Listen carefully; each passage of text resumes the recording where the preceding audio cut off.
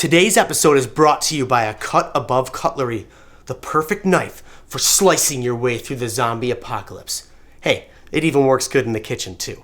It's a great knife for all skill levels, and if you want to save a little bit of money, use the coupon code ZOMBIE10, details below.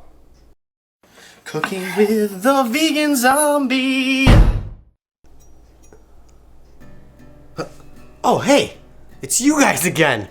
Man, have I missed you. You know, it's cold out there, and although it slows the zombies down, it makes a really cold John. So I wanted to make something to just warm up my bones, you know what I'm saying? Keep me fluid out there. So tonight, I'm gonna make beans and greens. Now, it's my take on beans and greens. It might not be the way your grandma makes it, so please don't yell at me. It hurts my feelings. Now, don't worry, baby birds. I'm gonna walk you through this recipe real simple, but our basic ingredients are gonna be, for the greens, I've got some escarole. I like to use a bitter green in this, and this has a nice bitter crunch to it. I've used kale and spinach and a bunch of other greens, but this is the one we're gonna go for tonight. I really like it a lot.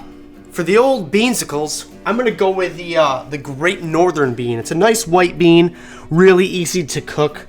I'll soak them overnight, and then in the morning, I'll put them in my slow cooker on high. And it's kind of a gentle heat so that the skins don't come flying off. As you can see, some of the skins are off, but it's mostly just a nice tender texture. It's not too overcooked, ready to go. I didn't salt it or anything. I just filled it with water and walked away. I like to flavor my beans after I cook them. To get started, I'm gonna just point out a little optional ingredient. It's tempeh bacon. We have a recipe for it in our cookbook, and basically I just cook it. I cut it up like this, and I cook it in my little bacon juice. It's vegan, don't worry. And what I'm gonna do is I'm just gonna cut it into small little cubes with this knife here. I use about half a package. I really love the texture and the flavor that this adds to the beans and greens. You really don't need it for protein because you got all those beans over there. But it adds that smokiness because of all the flavors that we put into it. And if you guys want to check it out, download our ebook and you can make your very own tempeh bacon. We're gonna heat up a saucepan or whatever you find that's weird looking like this. We're gonna add 2 tablespoons of olive oil to a medium-high heat, 1 onion with a small dice on it. We're gonna stir that around for a couple of minutes and let them sweat it out. Maybe you want to get a little bit of color on it, a little bit of caramelization. So medium heat, stir it every couple of minutes. When you start to see some color, then you're gonna add 3 cloves of chopped garlic. I got some color on my onion, so I'm gonna add this tempeh, cook it for another 2-3 minutes, and then I'm gonna add that garlic. Stir that for about 2 minutes. Be careful with garlic. I always tell you add it last because it likes to burn real fast. So you're talking like a minute, and then you're gonna add these greens. Escarole looks a lot like a big head of lettuce when you buy it in the store or in the zombie apoc. You find it growing out in the fields. That's where I got mine. I'm gonna just throw the cover on this for a couple of minutes to let that wilt down a little. Then you're gonna add the beans, and then you're pretty much just adding a couple of spices and herbs. You're ready to serve. Our greens are wilted and ready to have the beans added to it. Now I like to take my beans with the liquid and all and just grab about 4 cups. Pour them right in there.